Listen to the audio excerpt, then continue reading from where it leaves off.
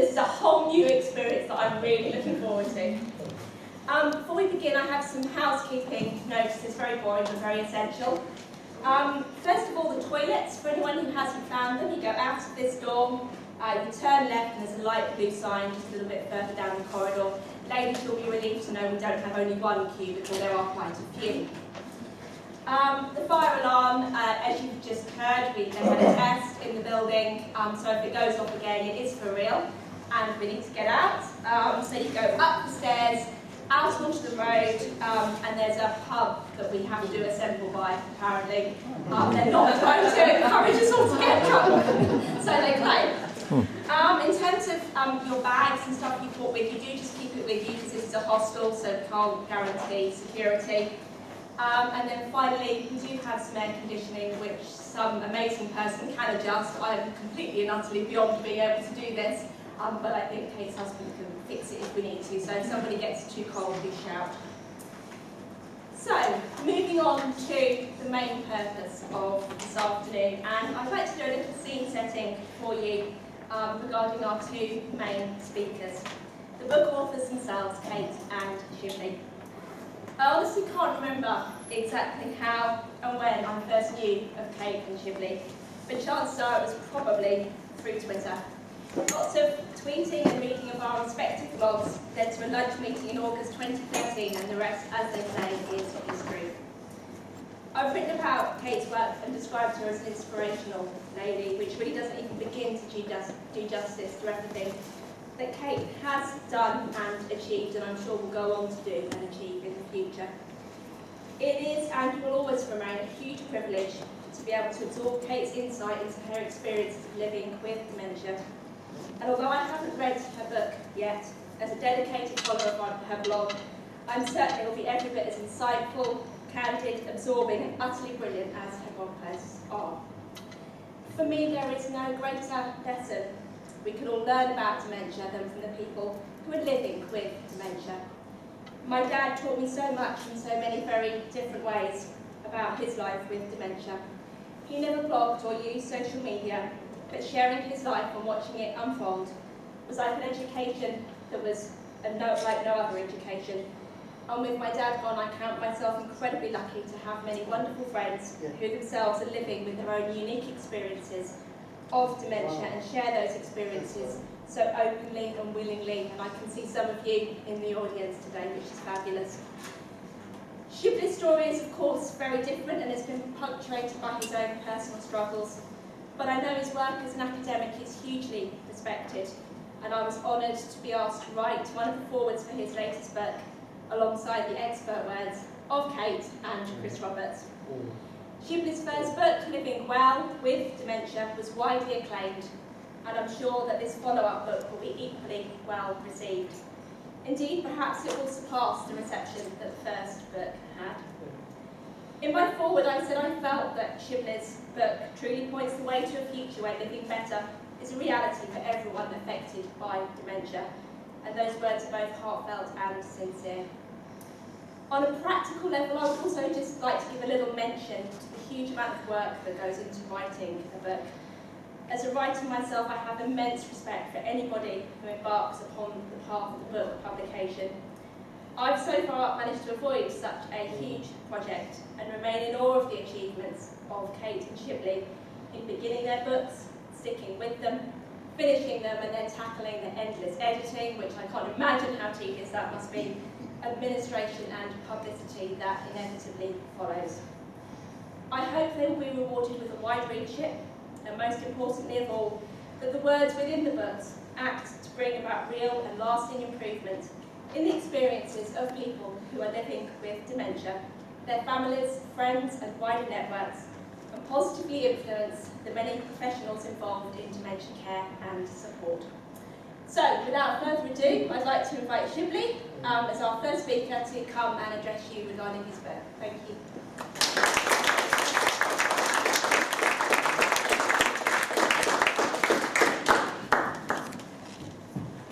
Some seats May be a bit unseemly, I'll do my best.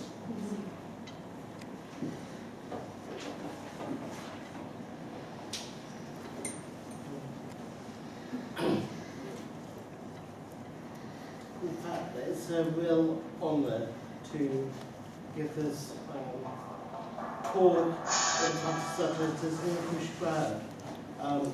I hope you get a chance to meet each other at 3:15, because the crowd really is eclectic and really wise and brings to the whole area a lot of expertise from lots of different groups. And that's the gist of the English policy of dementia, because nobody, especially not medics, isn't have the right answers on this. I believe very strongly that the people who have the right answers to this, if anyone, are the people living with dementia and those closest to them. So this talk that I'll present to you, and I'm very honoured all of you have decided to give up your time to come, will be, actually I want to talk about the book, which probably will come as a relief to some of you. I'd like to say that one person who has inspired me as a friend, as well as a colleague, is Kate Swaffer. If you can, get your chance to have a look at a book of poetry, which is over there. Now, I in fact read it on my trip to see Martin Rosenfeld in Copenhagen for the Alzheimer's Association conference last year, and it's brilliant and touches on some things that I can feel through a different disability, my own physical disability. It's a brilliant book, and as a friend I'm proud to know Kate. So this talk is on the importance of citizenship for living better with dementia, and I'll try to make the talk what's called dementia friendly. There's a whole discussion of what dementia friendly is, but bear with me. If there's anything that you feel you'd like me to attempt to explain again, please do put up your hand. I'll try to do my best. The hashtag, by the way, is Best Student Dementia Books.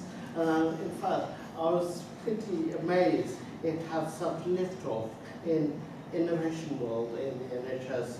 Adoption of innovation is quite a big deal. It was Kate's idea, in fact, it's been a big success. If you look at Twitter at the moment, people have been using it, and I don't know how to do emojis that well, so I don't know how they did it. Or Twinny books. Now, this is really, if you feel very uncomfortable with an emoji. Now, I think in your delegate pack you will have the password, which does work because I've used it for the internet here, and that's a network I want to use, ACC. And this actually pulled it maybe co-production, which is a popular amongst certain sector of the dementia narrative, and rightly so. Chris' idea was to produce a self-adhesive label where we could identify ourselves, and I strongly recommend you do so. Some of you will be actually familiar to each other when it comes to your Twitter names, in fact, and you will have a bit of a light bulb moment when you realise that you're speaking to somebody you've actually known for quite a long time. It was, I won't say surprise, more like shocks when I hear stories that we couldn't find a person with dementia to comment on this. It shocks me because there are actually 47 million people in the world living with dementia, of which there are 850,000 people in the UK. And I would like to kick off, not just perhaps but HSJ leader Alison Hammond with this quote, and I want to read it out. But I would like you to be, I will read it out.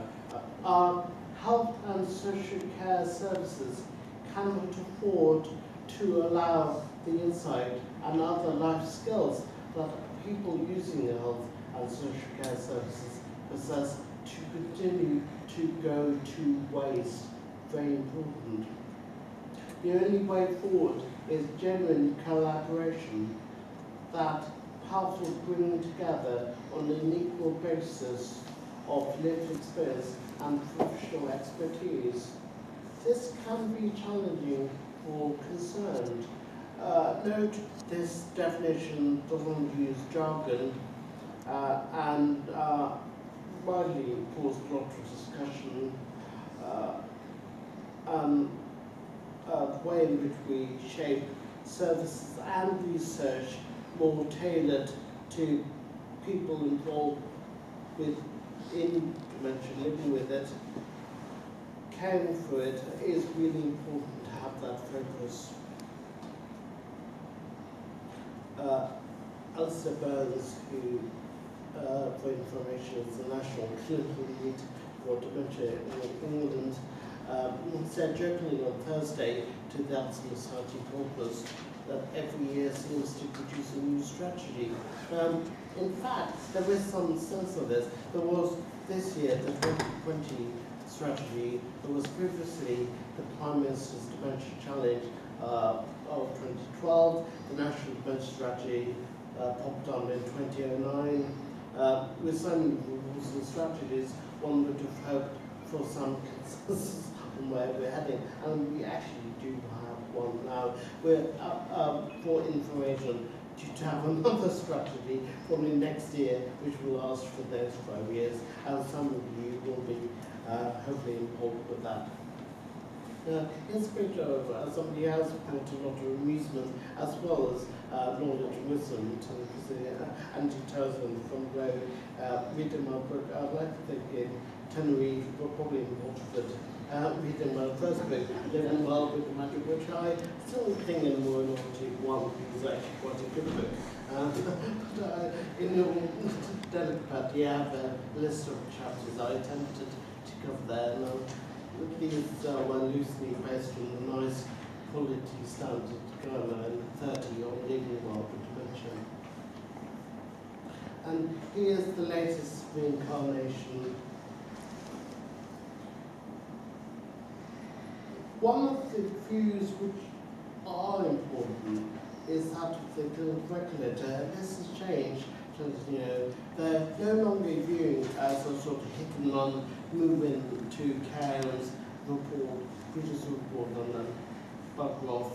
The aim is to celebrate good care now and to share knowledge of better care. This Andrew Sutcliffe's organisations really support care for the pathway, free of charge on the internet, well worth read. So I'd like to thank Kate, Chris, Beth, Centre, and the publishers who are just easy. Get that at the bottom. Use the new hashtag from Kate. In fact, various definition of power. Power is the ability to cause or prevent change. I think about this all the time because as well as thinking who can produce change, and I argue in my chronological chapter, the people who should be producing change should be ideally people living with dementia. I feel that you will see more recently in the chronological chapter. But there are plenty of other vested interests who are blocking the change from our place. And the way in which they do it, to give them credit, can be quite subtle. Kate and other colleagues in Alzheimer's Australia have produced this dementia language guidelines worth noting. Andy, it feels almost single-handedly trying to get these things seen to from the Press Commission, Daily Express with its latest cures. Often we'll have a brilliant discussion of living well with dementia, and then it all gets a bit spoiled by the word dementia sufferer says. I don't want to discuss the word suffering here, we've had that discussion elsewhere, but the language guidelines are important because language is often a tool of imposing power. And if you can look at these guidelines, here's sort of a rough guide on what to do. And I devote a chapter in my book to stigma language and citizenship. Just the discourses in terms of wielding power are very insidious in the way they can generate fear, stigma, negative representations like tsunami, whirlwind, hurricane, time bomb, shock, pessimist attitudes on the part of professionals. Nothing can be done. Now, if I had a Big Mac every time somebody has said nothing can be done, it's a very medical model. It's sort of easy to judge what I've been doing for the last few years at all, and not very helpful. Let's say, I don't want you to read this, it's a very undementia friendly slide, but the gist of it says that basically some stories were really not listened to the last tragedy. Now this is what we're worth bearing in mind. The NHS patient outcomes, patient experience will tell you about the importance of listening to stories. Yes, fine, and I totally agree. There are some policies which do get definitely excluded, and there should be some investigation why, if they don't fit the overall narrative, why this will get locked off the end of the table.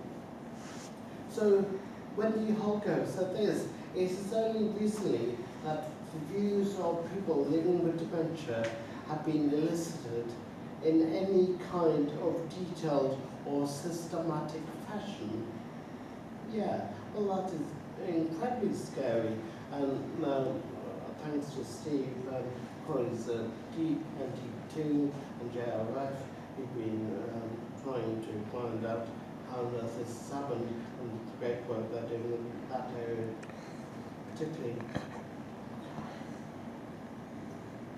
This is a slide details are unimportant, but yet another report called Forget Me Not. And in fact, the people they forgot were the people with dementia because they didn't consult them. Incredible. Not incredible. Shocking, not surprising. It turns out this particular report had an author living with multiple sclerosis who can produce disability, and I don't really want to generate a sense of moral panic every time the report comes out. You're sort of looking at the author list and you're sort of getting petrified who has been involved. But hopefully these sort of things will become more second nature. We're not going to have leading academics not consulting people who actually live with conditions, writing about the conditions, because academia should be part of the entire ecosystem, not divorced from it. Now, interesting, this was a report from the Alzheimer's Disease International, overcoming the stigma of dementia, and will be known to Kate in trombone. And 6%, yes, 6% of people surveyed, being surveyed, were living with dementia. Incredible. Really quite shocking, but not surprising. There's a graph which says please put on more carers. I think it's generally being recognised carers do not necessarily have the same opinions and views, attitudes of with people with dementia. This can have an effect on tools such as shared decision making, wondering whether GPS tracking tool is effective, that sort of thing. There's a chapter on carers board, chapter 7 I think, in my book, if you want to find important views on this. I think we should get away from dyadic and triadic 2s and 3s and think about entire networks. And indeed, the family care network, then women involved with that, and tied, following on from Dementia Action Alliance, Carers Call for Action, very influential in shaping this narrative, I hope. So, here are two people who are the pain of my life, only joking. Yeah. I know of what Helga, because I think almost daily, because I'm the script president. I'm going to see Helga and Chris indeed in Slovenia for the Alzheimer Europe Conference this upcoming June, and looking forward to that. I'll be talking about specialist nurses who seem to somewhat get airbrushed is a strong word, but removed from the national discussion of service provision. And I indeed have been making some inquiries into why this should be. Now, Helga, for example, gave an outstanding talk in Australia this year for Alzheimer's International. And guess what? This slide, I'm not going to ask you to read it this time because it's in German. Although, I can find out if you can read it. Yeah, pretty rubbish the translation. But anyway, care, treatment, and dementia experience a global challenge. thank you. Well, not even Google Translate app in sight. And Helga did get lost in the article, let alone translation. She was saying, mentioned in it, no laughing matter, but easily done by the people who are supposedly our friends who are meant to be shaping the narrative. Sad. Another unfriended from the side, not for book 3, but book 3 presentation will be very much for electricity. Okay? Ken Casper couldn't come today. He's been living with dementia and writing a very successful blog. And this phrase, you don't look as if you have dementia, strikes fear. Whenever I hear it, I could repeat some of the brilliant retorts which have been made, which I'll leave to imagination while being in private. But it's also the sort of thing where Alpaca has a need for dementia knowledge and education, and a lot of talk about platforms currently rather than bulky change machinery. We do have, if I can resort to military language for a bit, we actually do have a big problem on our hands. It is a battle, it is a war, this one is. That is trying to break down the division walls between medics, social care, physiotherapy, OT, clinical psychology, people with dementia, carers. I don't think there's one change management expert in the country who's up to this. The people who are up to it are probably some of the 850,000 people living with dementia who can take to another armchairs with keyboards in showing their to be not just heard, but to be listened to. But anyway, it's worth watching this policy strand called platforms. A lot of history behind it, interesting here as well. I'm going to read this out from Wendy Mitchell, whom I'm really, really honoured is in the room. I'm 59 years young, live happily alone in Yorkshire, have 2 daughters, and I continue to work full-time in the NHS until the end of March 2015, when I chose to take early retirement to enable me to enjoy being me while I'm able. I have never tweeted, blogged, Facebook in my life, but since I was diagnosed with early onset Alzheimer's, everything else in my life has changed. Somewhere like this. I hope you find my ramblings of interest. Yeah, I do, and I love Brendan's book.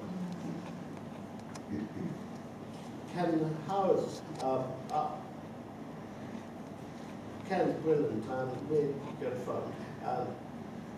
As a very serious message, I think that's a frustration a lot of us feel, that if you're having fun or conveying the message a bit too easily, it's almost as if we're not taking it seriously. Not true. We actually care a lot about this. I have my hats off to everyone who can convey the message perfectly, and it's one of them. And rightly, as on the HSA, as Camp for Camden today, we do. The Global Action Against Dementia is part of this thing called the World Dementia Council, and I'm very honoured he is here today, who's Oxford, who gave a brilliant talk on Thursday for the Alzheimer's Disease Dementia 2015 conference. I think I'll come on to the sector. The issue about care versus cure, it can generate quite very strong emotions. We know that. Actually, you'd be dropping them for receipts to hear that I actually agree with Dennis Ginnings, the World Dementia Network on the cure. I think the cure will come peaceful, like the cure for cancer. There wasn't a cure for cancer. There's a cure for malignant melanoma, a cure for other types of cancer. I think we'll have it in a subscription effect. The one which is the big one is Alzheimer's for the world. And I think what we all want, of course, is to live with hope. And if there's some hope that there can be a stabilizing drug, then that's a very powerful thing to get galvanized after. What Dennis said interestingly on Thursday is that even if we find the drug, we'll need the next step. And you'll be wondering what the next step is, which is trying to further new neuronal connections, neural plasticity, try to encourage other psychological, Reinhard, the organization in Germany, is a chair coming in for the FPOP, the British Psychological Society, very influential body. And the idea that maybe some of these connections can be boosted up, built through activity. So there will be a role somewhere in conjunction with the drugs one anticipates, and Dennis is right. The idea of improvement in NHS is important, and I don't really want to get into this among the patient person. It all can tend to become a paralysis by analysis, but suffice to know that living well with long-term conditions is a really important policy strand for NHS England at the moment, and especially co-creating and producing likely that is labels policy so that it's fit for purpose in the future. What we've got at the moment can be lightning bolt donors, sometimes done incredibly badly, and some are seeing next year, while I was trying to remedy the situation with other gifted colleagues. And we don't really want it. We want something more akin to a year of care, where people can give positive outcomes to live better. There's a bit of this in the book, but I'm not talking about. There's a bit of in my book on whole person care and the idea of year of care, and focusing away from a fragmented illness model to a national health model, which is actually more akin to what the NHS should one could only stand for. And means of legislation from the last government, like previous governments. Section 1, sub 1 of the Care Act, part 1, there's more to come. The general duty of the local authority in exercising our function under this part in the case of an individual is to promote that individual's well-being. Yeah, well, we definitely, because it means that local authorities have to think about things after ills, falls, fractures, infections, things go wrong, and thinking more about promoting positive well-being. And Andy will know this, as he is the only person apart from Chris and me first one, that ill-being is not simply the absence of well-being. Now, this is really important, that suffice to think about it, that the definition of leading a positive, healthy life is not simply a race to the bottom of having no illness. I'd like to come on to this, which is not a hobby horse. In fact, I'll come on to this. Animal nurses. Now, animal nurses are part of the armament of what we're lacking at the moment called post-diagnostic support. Now, it turns out nobody actually, if they're being honest, really knows what this means. Alan Rosenberg, who will be familiar to some of you, who's the head of strategy for CPC, said, yeah, great, we should find post-diagnostic support really first for saying what it means. And animal nurses are part of the armament